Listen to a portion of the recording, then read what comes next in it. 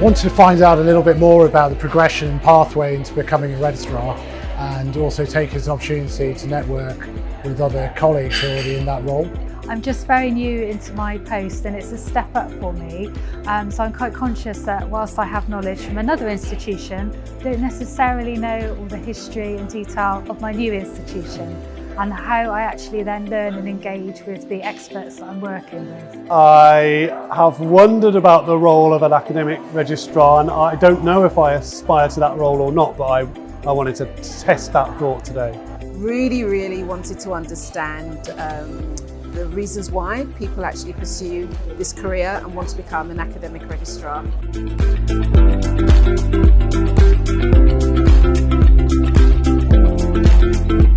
It's been really useful on a personal level to help me to solidify the next steps for me in terms of where I'm going in my career.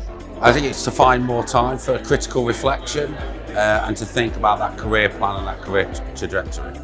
So just how varied the role is across different institutions, and somebody said something to always recruit somebody who's better than yourself.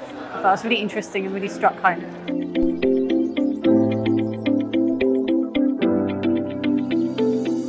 Oh, absolutely, lots.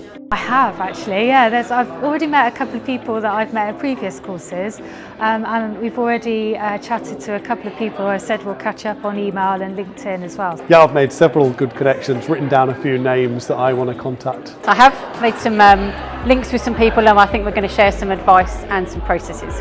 I have managed to make some good connections, yes. We'll be reaching out on LinkedIn to a few people. I've already connected with a few colleagues, a few of us on similar journeys already in our careers, so I'll be looking forward to connecting with them and carrying on that conversation.